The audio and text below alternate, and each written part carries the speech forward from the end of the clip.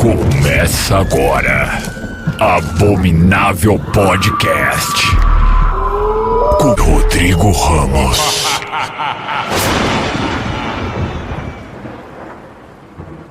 Senhoras e senhores, sejam muito bem-vindos a mais um Abominável Podcast. Eu sou o Rodrigo Ramos, hoje em voo solo, e quero que todos deem as mãos e concentrem-se. O Abominável ouviu as perguntas recebidas aqui na nossa tábua de Ouija e eu selecionei 10 delas para a gente psicografar no programa de hoje. E antes de começar a primeira rodada de perguntas aqui, eu gostaria de lembrar vocês de seguir nosso podcast no Spotify ou na sua plataforma de áudio preferida. E lá no Instagram, Abominável Podcast, @Abominável Podcast, né? Para você não perder nenhum lançamento e ficar por dentro das novidades aqui do programa. Se você puder também, vai lá na sua plataforma de áudio e classifica o podcast para o algoritmo ajudar a gente chegar a mais pessoas e o programa continuar crescendo. E se você curte o Abominável e quer manter ele no mundo dos vivos, considere ser um apoiador.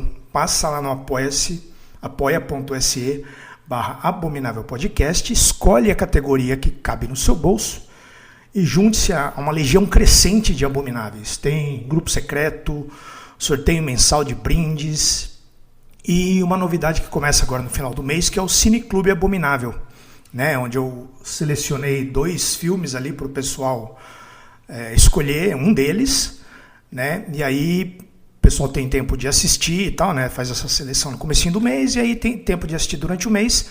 E toda última sexta-feira do mês a gente vai se reunir, né, virtualmente, para debater o filme, sempre uma bagaceira diferente, para a gente poder se divertir e conversar sobre o cinema de horror.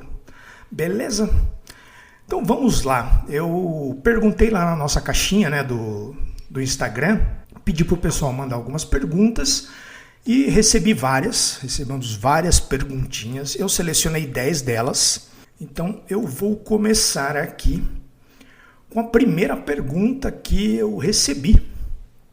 É uma pergunta difícil, não sei exatamente como eu poderia responder, mas, né, é uma pergunta aqui do Raoni de Azevedo. Ele perguntou: conta pra gente qual diretor você gostaria que fizesse um filme de terror que não tenha feito ainda. E é difícil responder isso porque eu acho que ultimamente está todo mundo fazendo um filme de terror, né? Tá tão popular, tá tão fácil de fazer muito dinheiro com filme de terror. Mas eu confesso, eu nem gosto muito do cinema desse diretor aqui, mas eu confesso que seria interessante ver, né? Uma curiosidade é a palavra. Eu queria ver um filme de terror do Christopher Nolan. Parece que ele vai fazer um aí, eu vi alguma coisa, vi em algum site, algum comentário do tipo, mas não tem nada definido, né? Muito provavelmente ele já está de olho nessa popularização do gênero e está pensando no que vai fazer. Fiquei curioso. Não é tudo que ele faz que me encanta, mas fiquei curioso. Vamos ver, né? É um cara que eu gostaria de ver fazendo um filme de terror para ver qual seria a visão dele para o gênero. Beleza? Valeu, Raoni de Azevedo. A próxima aqui é uma pergunta difícil, porque eu não sei exatamente qual período que a pergunta está se referindo aqui, mas vamos lá. O Rodrigo Henrique RH mandou essa perguntinha aqui: seu top 3 filmes de terror franceses. Aí eu não sou muito fã de cinema extremo, então eu tenho uma certa dificuldade para acompanhar esse New French Extremity, que nem é tão new mais, né, mas é um gênero que me dá uma certa aflição. Tem algumas coisas que eu acho muito questionáveis e tal. Mas eu fui olhando o cinema francês como um todo. Então, em primeiro lugar aqui, eu colocaria Os Olhos Sem Rosto, que é de 1960, chamado, o original não sei francês, mas seria Les Yeux Sans Visage. Tem até naquela música do Billy Idol, faz uma referência a esse filme aqui, que conta a história de um cirurgião que causa um acidente que deixa a filha dele desfigurada e tal. E aí, com essa sensação de culpa e esse desespero todo, ele faz tudo possível ao seu alcance, algumas coisas bastante questionáveis, para dar um novo rosto para a filha dele. Então, é um filme bem bonito, tem um climão bem gostoso de ver, assim, é aquela coisa mais gótica, mais contida, mas é um filmaço lá de 1960 do Georges Franju, sei lá como é que fala isso. Filmaço, tá disponível, se eu não me engano, na Darkflix, vocês podem dar uma olhada lá. O próximo também é um filme antigo, né? É um filme mais velho ainda, é um filme de 1955 chamado As Diabólicas, Les Diaboliques, um filme do... quem é o diretor aqui mesmo? Henri-Georges Clouzot.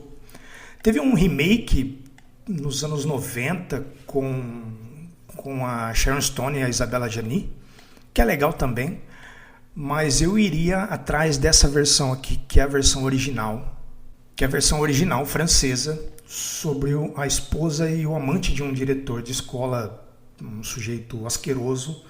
Elas se juntam para planejar o assassinato dele, né? E aí elas têm a ideia de que elas estão criando o plano perfeito e tal, mas as coisas, né, no cinema nem sempre, quanto mais imperfeitas melhor para contar uma história. Então vocês vão lá e assistam esse filmaço.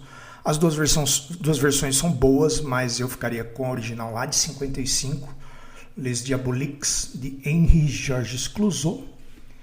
E por último, para não dizer que não falei das flores, eu traria aqui Martyrs, né, que é talvez o maior expoente desse cinema New French Extremity lá do comecinho dos anos 2000, ali, da primeira década dos anos 2000, que é do Pascal Laugier, não sei, né, tô aqui falando do meu jeito, gente, meu francês, perdoem o meu francês, como dizem, que é sobre uma jovem que busca vingança contra as pessoas que mantiveram ela em cativeiro, sequestraram ela, mantiveram ela em cativeiro e torturando e tal.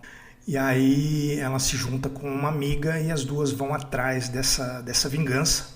É um filme, não é para qualquer um, é um filme bem barra pesada, tem algumas cenas de tortura ali que eu acho que eu não consigo muito entender esse fascínio, né? Tem uma coisa que não me pega, mas toda a questão existencial e toda a trama por trás das motivações desse grupo e tal é bem interessante e tem um baita de um final. Um filmaço lá de 2008, tem a versão americana também, mas eu ficaria com a original francesa. É isso, são meus 3 filmes de terror francês preferidos. A próxima perguntinha aqui é do Otávio Toledo. Ele perguntou: quais são as suas expectativas para Crystal Lake e a série da Carrie? Assim, eu confesso para vocês que de uns tempos para cá eu meio que desanimei com série de TV. Eu acho muito difícil que as séries de TV elas compensem, no sentido de que o tempo que você acompanha a série, a entrega final dela seja satisfatória. Eu tô tentando assistir aquela série From, tá bem difícil, assim. Eu vi muita gente que curte, né? Então eu até entendo que ela tenha uma legião de fãs ali, mas como eu assisti Lost na época que estreou e tal, eu meio que já passei por esse mesmo processo. E justamente por ter passado pelo processo de Lost, eu fico ressabiado com o final dessa série From, que é a origem, né, da MGM. E para a série de Crystal Lake, eu fiquei curioso. Eu gosto de slasher, né, sou um entusiasta do gênero. Me atraiu essa ideia de ser um Jason Origins aí, né? Vamos ver o que eles vão poder fazer, o que eles vão entregar, porque tem todas as questões, as celeumas ali entre os direitos da franquia Sexta-feira 13, que o personagem fica com um, o título fica com outro, e assim, tem uma bagunça ali. Eu queria ver Isso tudo numa mão só para que eles pudessem expandir a mitologia, né? Mas vamos ver o que vai acontecer. Então vou acompanhar pelo menos a primeira temporada. Se acabar não me encantando, não me pegando, eu abandono, como a maioria das séries que eu tenho visto ultimamente. Já a série da Carrie eu gosto, tenho um respeito, tenho um certo carinho pela filmografia do Mike Flanagan, embora tenha algumas coisas que eu não goste de tudo que ele fez ali e tal, mas em sua grande maioria eu gosto, principalmente para televisão. Então pode ser que saia alguma coisa interessante aí. Eu gosto da história original da Carrie, gosto muito do filme lá do Brian De Palma, então eu acredito que o Mike Flanagan possa ser a pessoa certa para tratar essa história com o devido respeito, né? Já teve uma porrada de remake, continuação dessa história, mas essa daqui, tirando a original, essa daqui é a que mais me empolga. Beleza? Valeu, Otávio Toledo. Eu recebi uma pergunta boa aqui, que eu acho que muita gente vai se surpreender com a resposta, ou não, talvez, né? Quem me acompanha aí talvez não fique surpreso, mas o Mike WP, acho que é Mike, né? Ele perguntou qual o meu filme favorito fora do gênero do horror. E como sempre, né? Essas coisas de lista, assim, dependendo de quando você pergunta, eu vou responder um filme, né? Eu não consigo cravar, né, e deixar ele ali para sempre. Mas eu ficaria entre dois filmes antigos também, que é o Casablanca, que é um filme maravilhoso. Tem o cartaz dele na sala, eu acho um filme impecável, tem um final incrível, os personagens, tudo ali é perfeito.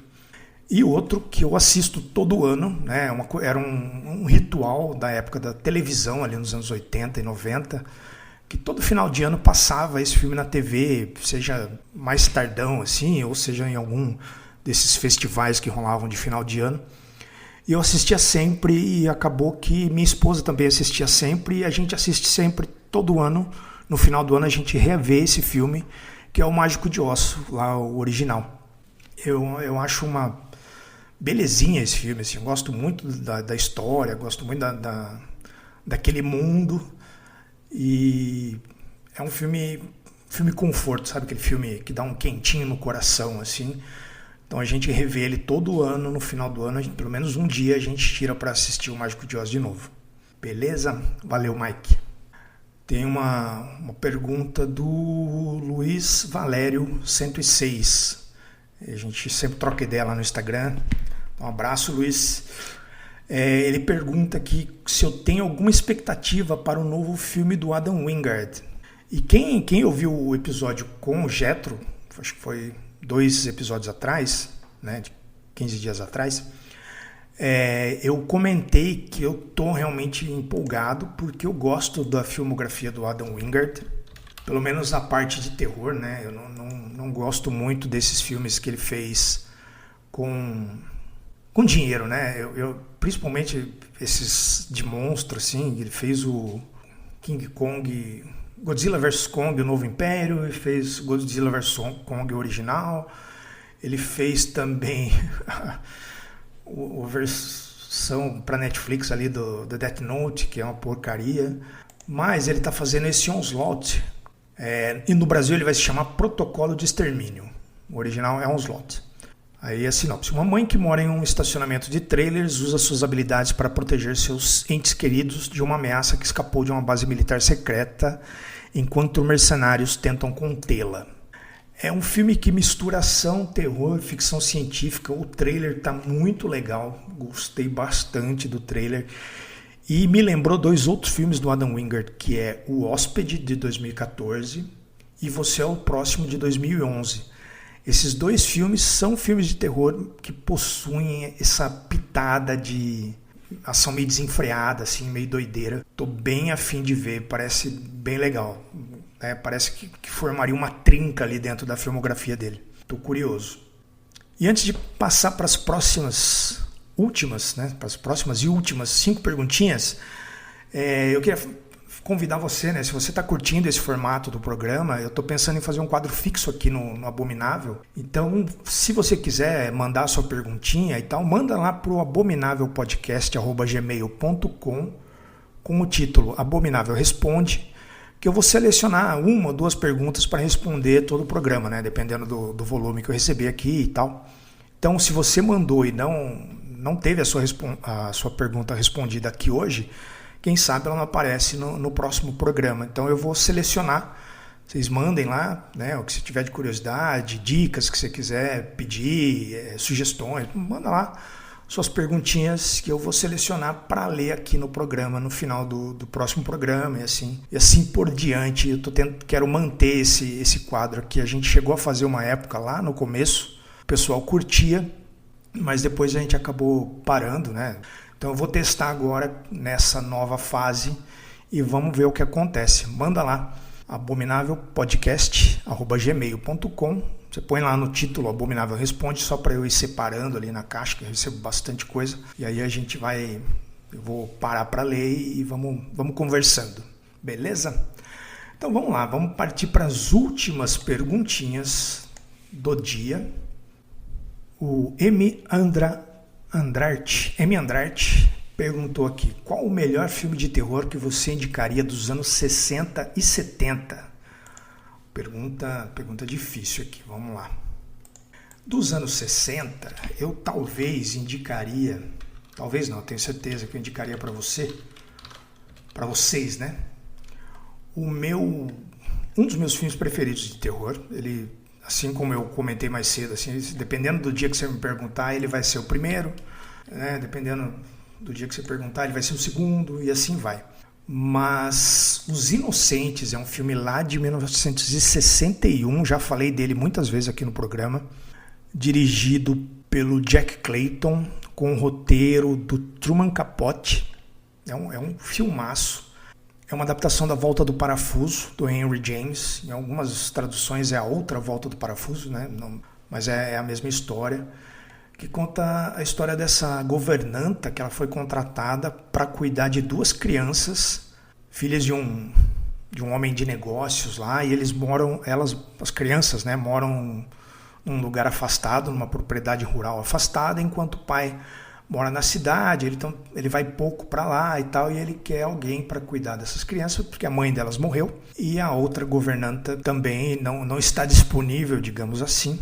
E aí a história toda se desenrola a partir do momento que essa governanta vai lá para a propriedade e começa a ver coisas estranhas, né? E aí essa versão aqui em específico, ela tem um subtexto muito forte, muito potente, assim, que eu acho que em outras adaptações e no próprio livro mesmo não tem esse como que eu vou dizer, esse viés, não sei se é o viés, mas aqui eu acho que ressalta essa interpretação da história e torna essa versão mais interessante. É um filmaço, com a Deborah Kerr arregaçando na interpretação.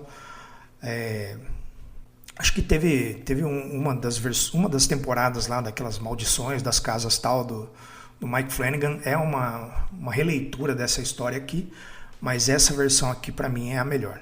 E dos anos 70, eu vou trazer um aqui que talvez seja um dos filmes mais impactantes e estranhos da época, que é um filme de 1973 chamado O Inverno de Sangue em Veneza, ou o original, que é Don't Look Now.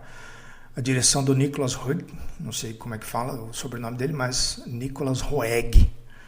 É fácil de encontrar esse filme, se eu não me engano tem na Claro TV, acabei de ver aqui, mas né, nunca dá para confiar muito nessas coisas que o Google apresenta aqui. Então, é com a Julie Christie e o Donald Sutherland. Eles tiveram uma perda, né, um casal que perderam a filha de maneira trágica, e eles viajam para Veneza por conta do trabalho do pai ali, do John, que é o personagem do Donald Sutherland. E aí, enquanto eles estão ali vivendo aquele luto no meio de um ambiente novo e tal, a mãe começa a ver uma entidade que usa uma capa vermelha e tal, que é idêntica à que a sua filha usava quando ela morreu. E aí, gente, a história é muito pesada, é um filme... Esse é 10 de 10, assim, é um filmaço, assim como Os Inocentes pra mim também é 10 de 10. Se eu colocar entre os melhores filmes de terror de todos os tempos, esses dois entram tranquilamente. Beleza? Valeu, M. Andrade. Aqui, uma pergunta do meu amigo Ayrton Marinho, que também é apoiador lá do podcast, roteirista de quadrinhos de mão cheia. Ele mandou aqui pra gente, né, pra ler aqui. Quando teremos mais um quadro do Ruim com Força? Rapaz, esse ano dava para ter feito vários, hein? Dava para ter feito vários. Vamos ver o que surge agora no segundo semestre. Eu queria ter pelo menos um por ano, assim, né? Na verdade, eu gostaria que não fosse necessário ter esse quadro Ruim com Força, mas a gente sabe que é inevitável. Então vamos ver o que acontece agora, né, nesses próximos meses, se a gente vai ter algum candidato digno a figurar ao lado ali do filme do Ursinho Puff e o filme do Mickey. Beleza? Valeu, Ayrton. Aqui mais uma pergunta de apoiador lá do Abominável, o Dudu Gastal. Aliás, eu quero fazer aqui uma retratação. O Dudu, ele é biólogo marinho. Dudu, se eu estiver falando besteira, depois você me corrige de novo, mas ele me corrigiu sobre 2 pontos do programa passado, sobre os tubarões, que eu comentei que em algum texto que eu li falava que o tubarão maco, ele costuma se reunir, né, e quando tem naufrágio e tal, mas não é, né? Inclusive o tubarão maco, ele tem, sei lá, tipo 10 registros de ataque em mais de 20 anos de... É bem pouco, tá? Ele me falou que a espécie que ficou famosa por atacar naufrágios e tal é o tubarão galha branca e não o maco. Então, né, retificando aí, que seja lá quem foi que escreveu aquele texto, de fato o filme usa o tubarão maco, mas acho que é porque ele tem uma carinha de poucos amigos ali, com aqueles dentinhos mais... Ele tem uma cara de bravo, é um tubarão diferenciado, a expressão dele ali. E aí eu acabei passando essa informação errada, corrigindo aqui. E o meu problema seguinte foi, um erro de geografia, que eu falei Espírito Santo ao invés de Pernambuco, né? Os ataques aqui no Brasil são em Recife, em Pernambuco. Eu não sei por que eu falei Espírito Santo. Na minha cabeça, acabei confundindo os estados aqui. Então tá aí, corrigido. Muito obrigado, Dudu. E agora a sua perguntinha. O Dudu perguntou: o que diferencia uma trecheira boa e divertida de uma coisa apenas ruim? Cara, eu acho que tudo depende do seu ponto de vista. Eu acho que na definição o trash ele é acidental, né? Ele é uma coisa feita para ser uma coisa e é outra, né? É como se fosse, é como aquele filme, eu acho que o melhor exemplo é aquele filme The Room, né? Que o cara tinha certeza de que estava fazendo um filme cabeça, um drama sério e tal, mas se tornou um dos piores filmes de todos os tempos e ele é extremamente divertido, ele é muito engraçado, né? Eu recomendo assistirem quem não viu ainda. E é esse acidente que torna o filme trash. Eu acho que essa coisa de fazer o filme trash proposital, como a Asylum faz, né, como tem uma porrada de gente que adotou essa estética trash assim, como um nicho, né, uma grife, é quase uma Balenciaga do cinema ali, né, que você faz um negócio parecendo que tá todo mulambento, mas na verdade não é, né, foi pensado para ser daquele jeito. Eu acho que isso para mim não funciona, acho que isso deixa meio sem graça, assim. Lógico, pode ser que tenha alguns que sejam bons, né? Pode ser que acabe divertindo, mas vai depender de cada um. Eu particularmente gosto quando a trecheira ela é acidental, né? Uma coisa que alguém tentou fazer sério, mas falhou, seja por falta de efeito, seja por atuações ruins, falta de orçamento. Eu acho que isso é o que define, né, o termo trash. Mas o que vai fazer ser divertido ou não é simplesmente a sua referência. Eu, particularmente, não gosto desses filmes da Asylum, que são feitos propositalmente para ser vagabundo. Mas muita gente curte, tipo o Sharknado, essas coisas assim, né? Esses rip-offs de filmes famosos, que nem os Transmorphers, o Gorilla versus Robô, sei lá, uma coisa assim, que tem o do Godzilla versus Kong, eles fizeram uma versão. Então tem gente que curte, eu particularmente não curto, né? Eu gosto mais quando foi sem querer ou que seja uma coisa mais política, né? Como os filmes da Troma. É um jeito de viver, é um jeito de encarar as coisas, sabe? Não é simplesmente vamos fazer ruim porque tem gente que gosta de coisa ruim, né? A Troma, ela tem é um estilo próprio, eu acho que é isso mesmo, é uma forma de encarar o cinema, né? É político, enquanto os outros é só mesmo uma bagaceira porque tem gente que gosta de bagaceira. Então eu acho que é por aí. Beleza? Valeu, Dudu. Valeu pela correção aí do Tubarão, valeu pelo apoio e valeu pela pergunta. E por último aqui, tem uma pergunta do Douglas Jesus 666, um dos nossos apoiadores mais antigos aqui do Abominável, um dos nossos fãs mais engajados e mais antigos aqui do programa também. Ele mandou uma pergunta que é boa, é interessante, que eu vou ler para vocês. Como você enxerga o universo fantástico do terror e fantasia para os próximos anos? Eu acho que vai continuar crescendo muito, a gente vai ter muita continuação, muita ressurreição de franquias.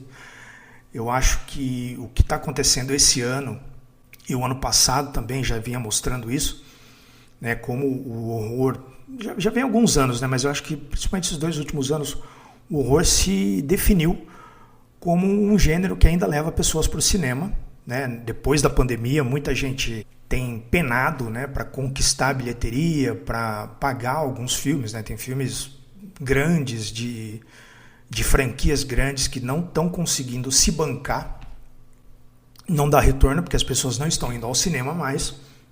Mas o horror continua levando pessoas ao cinema. E ao contrário desses outros gêneros, como o de super-herói, o drama, ficção científica, que eles têm como que eu vou dizer? Eles têm o core deles ali, né? O miolo, digamos assim, é muito fixo. Eu vou continuar minha explicação aí, vocês vão entender melhor. Já o horror, esse core dele, ele é móvel, né? Você tem um medo que muda, né? A cada ano coisas novas vão acontecendo e o medo da sociedade ele muda, né? A gente teve nos anos 50 o medo da Guerra Fria ali, da bomba atômica, né? Que criava monstros gigantes, invasores alienígenas. Aí você tem a liberação sexual nos anos 60, a Guerra do Vietnã, que criou ali alguns filmes mais sensuais, mais lisérgicos, né, mais psicodélicos. Você tem, nos anos 80, na era Reagan e Thatcher, os slashers, que eram filmes mais conservadores, né, que puniam quem fazia sexo, usava drogas e deixava a mocinha virginal viva no final. Né, você tem, depois do 11 de setembro, o torture porn, né, aquela violência mais exacerbada, principalmente contra o estrangeiro, né, contra aquele que vem de fora. Você tem agora, né, uma grande quantidade de filmes de terror falando sobre luto, né, principalmente depois da pandemia. Essa coisa do luto vem muito forte, né, vários filmes ali com temas variados, com monstros e criaturas e situações variadas, acabam dentro dessa coisa de expurgar o luto ali, né? Então eu acho que por ter esse movimento, né, qual vai ser o medo, qual vai ser a angústia da sociedade daqui a 10 anos, né? O horror vai estar lá para falar dessas angústias. Então, com esse movimento do horror continuar enchendo as salas de cinema, sendo altamente lucrativo, eu acho que a gente vai ter um movimento, vai continuar crescendo, né, o horror. A gente tem visto aí o Christopher Nolan querendo fazer filme de terror, o Steven Spielberg querendo fazer filme de terror. Tem um monte de gente que começou a se interessar pelo horror porque é a maneira de ser visto atualmente. Né? Tem muita gente nova vindo do YouTube, vindo do cinema independente, vindo de coisas menores ali.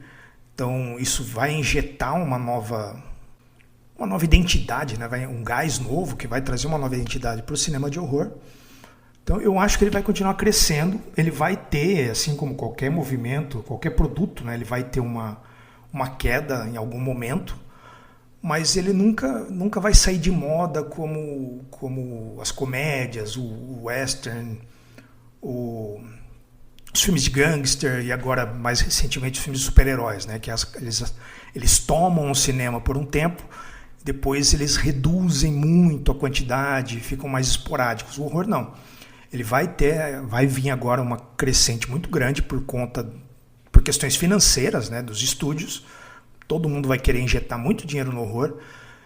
Ele vai crescer, depois ele vai dar uma caída, mas ele não vai sofrer como esses outros gêneros, porque ele é uma coisa que se atualiza, né? Ele é uma coisa que se mantém relevante, porque o medo é uma coisa universal e constante.